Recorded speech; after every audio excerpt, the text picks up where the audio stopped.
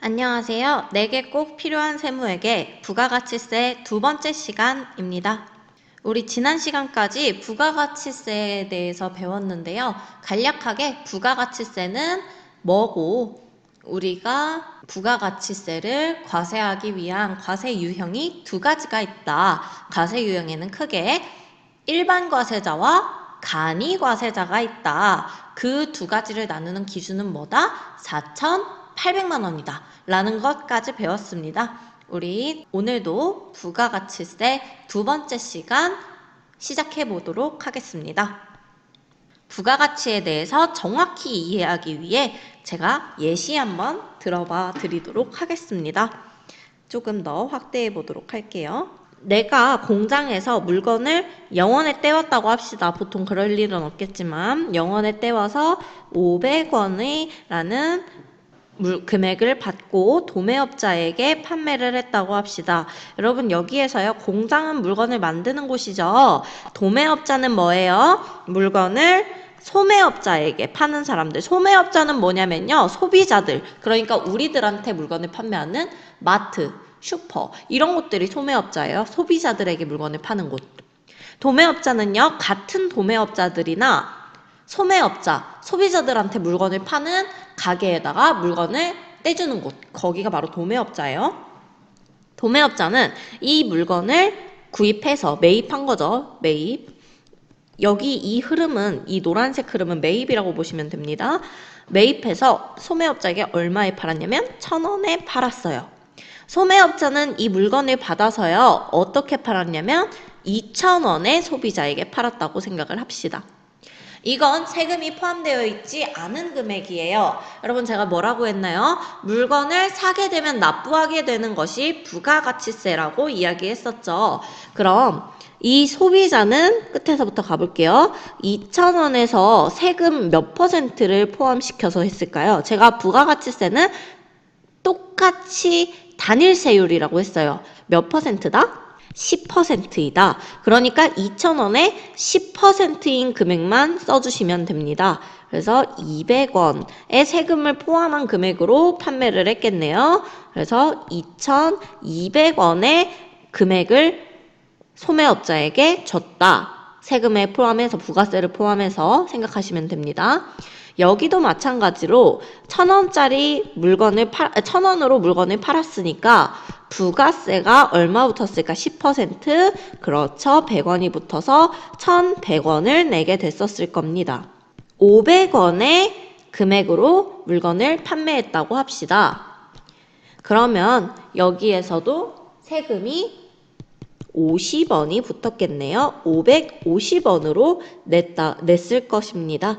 0원이었다고 생각을 하고요. 매출세액이라는 건 뭐냐면 매출함으로써 내야 되는 세액이에요. 매입세액은요. 내가 매입함으로써 내야 되는 세액입니다. 매입세액 0원이죠. 매출세액은요. 내가 500원 매출해서 얼마의 세금 받았어요? 그렇죠. 50원의 세금 받았단 말이에요. 그래서 50원의 세금 있습니다. 여기도 마찬가지예요. 내가 1,000원으로 물건 팔아서 100원이라는 세금을, 매출 세금을 내야 되겠어요. 그래서 여기 100원. 그리고 얘도 소매업자도 마찬가지입니다. 200원의 세금을 내야 돼요. 그래서 200원 세금, 왜냐면 2,000원짜리 매출했으니까. 그래서 200원의 세금이 나왔습니다. 내가 물건을 팔 때마다 세금을 내야 될 것들이 생겼어요. 매입세액도 한번 보도록 할게요. 내가 매입을 할 때 물건을 얼마에 사왔어요? 50원에 사왔죠? 그래서 매입세액 50원이 있었습니다. 마찬가지예요. 소매업자도 세액 있었어요. 매입세액 있었는데 100원이었죠. 그래서 100원. 그런 다음에 소비자는 그냥 물건을 최종적으로 산 사람이니까. 여기서 보도록 할게요. 매출세액에서 매입세액을 뺀 금액이 내가 내야 할 부가세입니다. 부가가치세는요. 매출세액 빼기 매입세액이에요. 선생님 근데 최종 소비자가 세금을 낸다고 했었잖아요. 부가가치세는. 왜 공장, 도매업자, 소매업자가 전부 다 세금을 내고 있나요? 하실 수 있죠. 지금 보도록 할게요. 여기에서 200원에 2,000원에 대한 200원의 세금 누가 줬어요? 그렇죠. 소비자가 줬잖아요. 그래서 이거 없어지는 거예요. 얘도 마찬가지예요. 소매업자가 지금 도매업자에게 이렇게 세금을 할 때 100원 줬잖아요. 1,000원에 대한 세금 100원 줬으니까 이거랑 이거랑 없어지게 되는 거예요. 얘도 마찬가지예요. 500원에 대한 세금 내야 되는데 50원 나온 세금 내야 되는데 도매업자가 이미 포함해서 줬잖아요. 그래서 이렇게 없애게 되는 겁니다. 여러분들이 그래서 금액을 계산하실 때 세금까지 부가가치세를 반드시 고려해 주셔야 되는 거예요. 보통 회계할 때도 똑같아요. 부가가치세가 포함되어 있는지 별도인지 이거 체크하셔야 됩니다. 그거에 따라서 여러분들 분계나 금액이 완전히 달라져 버리겠죠. 이게 지금은 작은 금액이니까 이렇게 조금씩밖에 차이 안 나지만 큰 금액이면 큰 금액일수록 10%니까 점점 더 커지겠죠. 그래서 실수하시게 되면 큰일 나는 거예요. 이거 한번 그냥 계산해 볼게요. 얘는 50원 내야 돼요. 얘는 50원 내야 돼요. 200원에서 100원 빼면 얘는 100원 내야 돼요. 이거 전부 다 더해볼까요?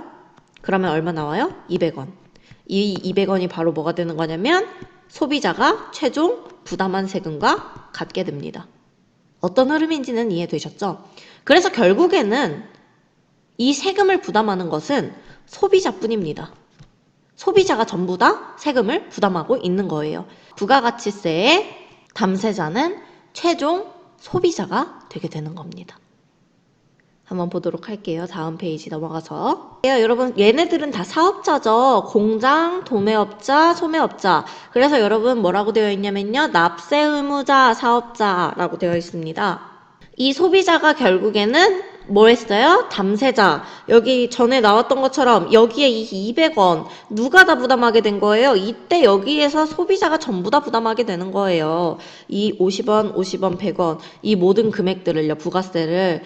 그래서 담세자가 소비자가 되게 되는 겁니다. 여러분들 이것도 알고 계셔야 해요. 얘네들은 전부 다 납세 의무자이다. 그럼 프린트물 정리하면서 우리 부가가치세 최종적으로 정리해 보도록 할게요. 부가가치세의 계산 방법은요. 크게 두 가지가 있어요. 결론만 말씀드리자면 우리는 전단계 세액공제법, 우리나라에선 전단계 세액공제법을 사용하고 있습니다. 가산법은요. 정확히 측정하기가 불가해서 안 사용하고 있어요. 우리나라에서. 가산법을 한번 두 가지의 방법을 한번 다 보기는 하겠습니다. 가산법 먼저 설명드리도록 할게요. 가산법은요. 내가 지금까지 썼던 임금, 지대, 이자, 이윤, 감가상각비에다가 자본재 구입액이라는 투자금액 빼주시면 돼요. 그런 다음에 세율 곱하는 거거든요.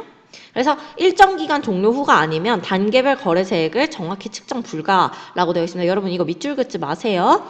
그래서 이 임금, 지대, 이자, 이윤, 감가상각비가 나오기 전까지는 내가 지금 단계별로 여기 여러분 오타가 있네요.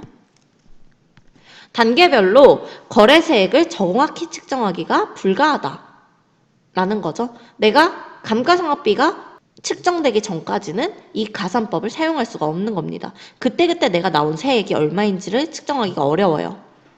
그리고 이걸 일일이 따져줘야 되기 때문에 실무에서 적용하기 복잡하다는 단점이 있습니다. 그래서 우리가 가산법을 사용하고 있지 않아요. 여러분에게 그냥 이해가 쉽게 하기 위해서 예시 한 번만 풀어보겠습니다. 가산법에 의한 부가가치세 납부세액을 계산하면 이자가 뭐가 되냐면 여기에 있는 이 플러스가 되죠. 그리고 이윤 여기 있고 감가상각비 여기 있고 지대는 없고 임금 없고요. 자본재 구입액을 마이너스 시켜주라 했는데 여기에 금액이 있네요. 이거 세율 10% 이용해서 한번 문제 풀어보도록 하겠습니다. 그럼 그냥 이거 식대로만 계산해 주시면 되죠. 얘는 간단하게 나와 있으니까 여러분도 이거 필기하세요. 납부세액은 이자 30만원 더하기 이윤 25만원 더하기 감가상각비 5만원 빼기 자본재 구입액 10만원 이렇게 그냥 계산만 해주시면 돼요. 그럼 금액 얼마 나옵니까? 50만원 나오죠. 50만원에다가 여러분 이거 까먹으시면 안 되죠? 세율 곱해주셔야 돼요. 10% 곱해주셔야 됩니다. 10%는 0.1이니까 부가가치세 납부세액은 얼마가 된다? 5만 원이 된다. 쉽죠? 우리 이제 전단계 세액공제법 해보도록 하겠습니다. 여러분 얘가 중요해요.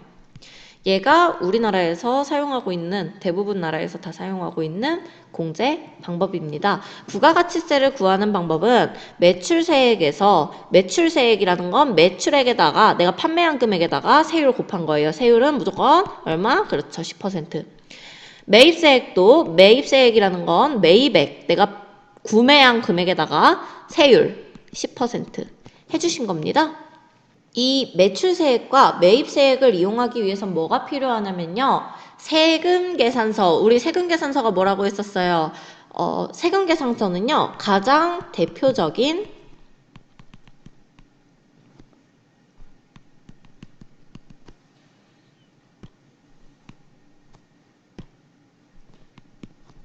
적격증빙입니다. 적격증빙이라는 거는 증거가 되는 자료 중에서 적격하다는 거예요.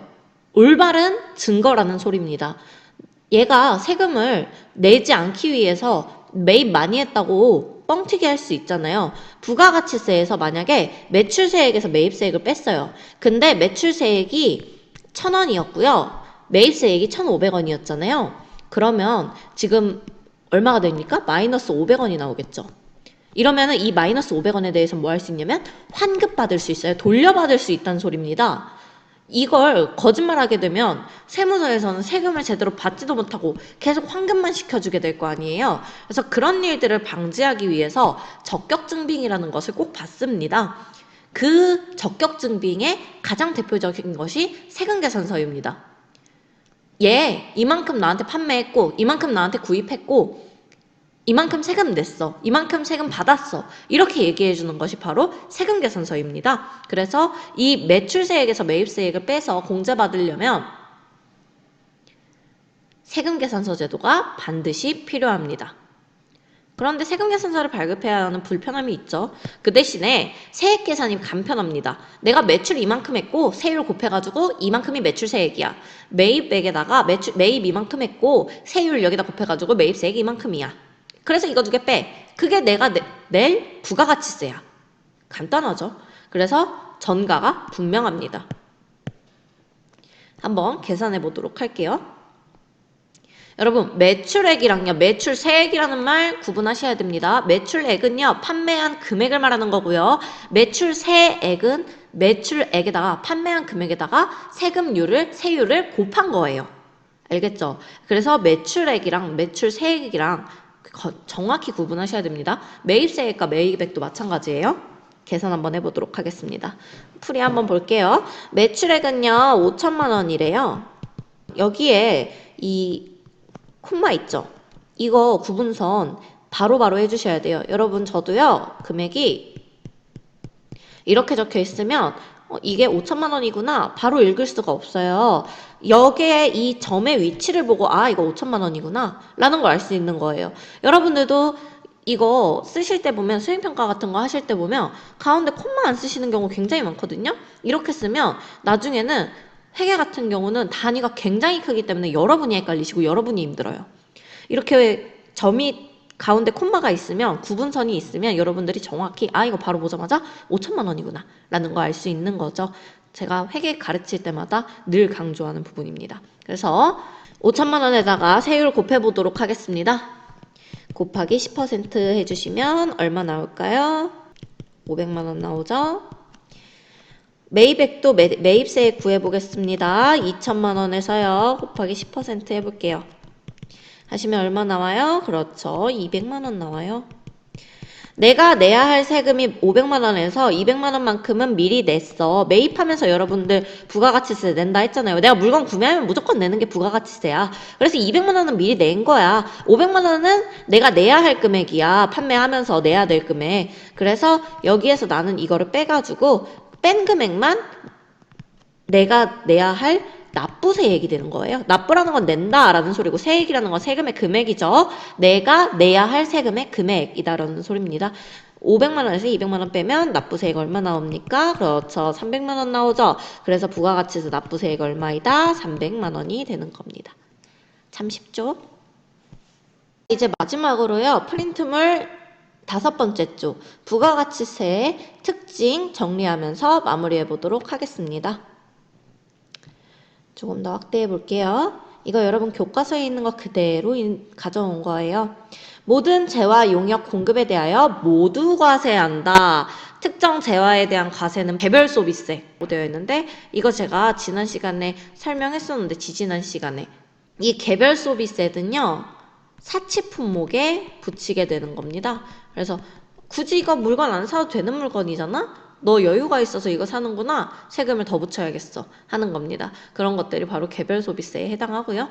면세가 되는 일부 물건 빼고는 모두 과세합니다. 부가가치세는. 일부 물건은 있어요. 일부 물건이 있는 경우도 있어요.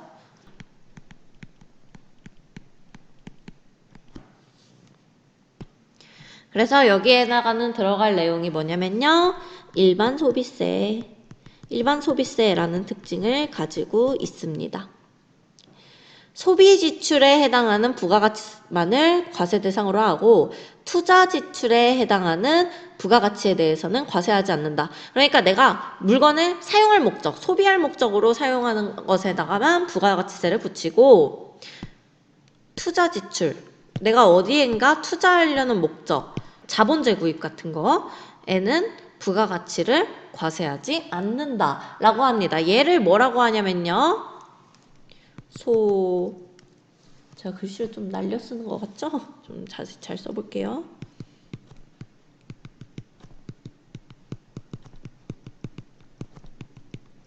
소비형 부가가치세입니다. 일정 기간 동안 기업이 생산한 재화나 용역의 매출세액에서 중간재미의 매입세액을 공제하여 납부세액이 계산한다. 이거 결국에는 뭐 말하고 있는 거냐면요. 복잡하게 얘기하겠지만 부가세 제가 어떻게 하라고 했어요? 매출세액에서 매출한 금액에서 10% 곱한 거 매출세액 그리고 매입세액 빼면 부가세라고 했죠. 내야 할 납부세액이라고 했죠. 부가세가 아니고 얘는 납부세액이라고 해야지 더 정확한 말이겠죠.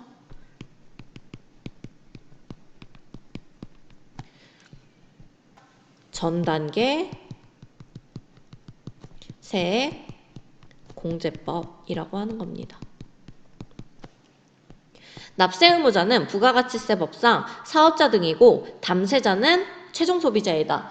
국가에다가 내야 하는 납세 의무자와 담세자, 세금을 부담하는 사람은 다르다고 했어요. 내가 사장님한테, 문구점 사장님한테 내고 문구점 사장님이 국가한테 내는 거라고 이야기했었어요. 그래서 납세 의무자와 담세자가 다르다라고 이야기했었죠. 이거 뭐의 특징이냐면요. 간접세. 내가 내 거 직접 내게 되는 세금은 그럼 뭐겠어요? 그렇죠. 직접세가 되는 겁니다. 국가 간의 이중과세를 방지하기 위해 수출제화 등은 과세하지 않고 수입제화는 과세한다. 우리가 해외에 나갔을 때도 결국엔 그 물건에 부가가치세를 붙이게 되거든요. 우리는 수출을 장려해요. 그리고 수출을 하는 것이 외국 돈도 많이 벌어오고 그게 우리 국가 살림에 도움이 되죠. 그리고 그쪽에서도 세금을 따로 붙이는데 부가가치세를 따로 붙이는데 우리나라에서까지 붙이게 되면 이중과세가 되는 겁니다. 그래서 수출제화는 과세하지 않습니다. 이걸 바로 뭐라고 하는 거냐면요. 영세율이라고 해요. 세금을 0%를 붙인다 라는 겁니다. 면세랑은 달라요. 다른 점 다음 시간에 공지해 드릴 건데요.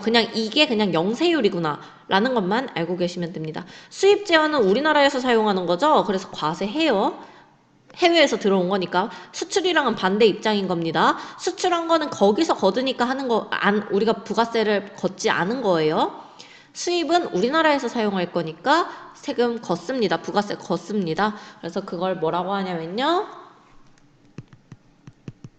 소비지구 과세 원칙이라고 표현을 합니다. 세부담의 역진성을 완화하기 위하여 세부담의 역진성 부가세는요.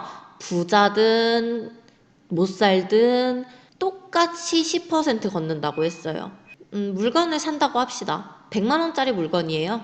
세금이 그럼 10% 붙으면 부가세 얼마 있겠어요? 10만 원이죠. VAT 10만 원 이라고 했을 때 어떤 사람은 1000만 원을 가지고 있어요? 150만 원 있는 사람이 있습니다. 이 150만 원 있는 사람한테 10만 원이랑 100만 원 있는 사람한테 10만 원이랑 가치 차이가 크겠죠. 여러분 소득세 같은 경우는요. 많이 버는 사람한테 더 많이 걷어요. 세금률이 차등별로 달라요. 적게 버는 사람은요. 세율이 적고요. 많이 버는 사람은 세율이 높습니다. 여러분들 그런데 부가가치세는 똑같이 뭐예요? 10%죠. 그래서 도입되는 것이 바로 뭐냐면 면세제도입니다. 영세는요. 수출과 관련되어 있는 거고요. 면세제도 도입 써드릴게요. 면세제도는요. 내가 아예 세금을 어떤 기초생활 필수품에 대해서는 받지 않는 겁니다. 예시가 바로 이겁니다. 흰우유 같이 기초생활 필수품 뭔가 이거는 식사 대용이 될 수 있죠. 흰우유는요. 부가가치세가 붙지 않아요. 확대해서 볼게요. 면세물품과 얘기라고 되어 있어요. 여기 영수증에 보시면 여러분들이 흰우유랑 딸기우유 사실 때 한번 보세요. 딸기우유는요. 부가세가 붙어요. 초코우유 마찬가지입니다. 바나나우유 다 마찬가지입니다. 부가세가 붙어요. 흰우유 같이 기본적인 뭔가 가공하지 않은 상태의 물건들은 대부분 면세물품이라고 부릅니다. 부가세가 붙지 않아요. 다른 예시 들어드릴게요. 여러분 삼겹살 같이 가공되지 않은 고기 있죠? 그런 것들은 면세예요. 생고기. 생고기는 면세인데 양념육, 갈비 있죠? 갈비는 세금이 붙어요. 신기하죠? 그래서 이런 것들이 있다라는 것도 알고 계시면 좋겠습니다. 다시 돌아와서 마무리할게요. 부가가치세는 재화 용역의 생산 과정에서 소비 과정에 이르는 모든 유통 단계에서 각 단계마다 과세하는 PPT 봅시다. 각 단계마다 과세했었죠. 200원, 100원, 50원 다 과세했었는데 결국에는 소비자가 부담할 뿐이지 이거를 다 과세하기는 했었어요. 단계별로. 이 부가가치세의 특징을 뭐라고 얘기하냐면 다단계 거래세라고 표현을 합니다. 다단계 거래세.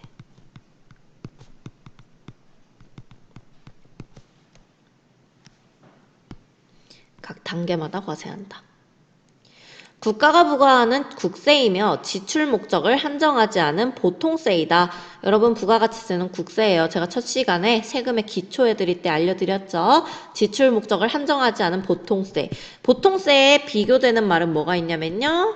목적세. 라는 말이 있습니다. 목적세는요. 그 목적에만 사용하는 거예요. 목적세의 대표적인 세금이 교육세예요. 교육세는 여러분 교육에 대한 목적에만 사용해야 합니다. 그런데 부가가치세는요. 어떤 목적에든 사용을 해요. 그래서 보통세라고 불러요. 그래서 여기에다가는 국세, 보통세라고 하겠습니다. 이 교과서에는 여기에 물세라고 되어 있거든요. 근데 물세에 대해서 정확히 다시 제가 같이 필기를 해드릴게요. 물세는요. 재물에 대해서 부과하는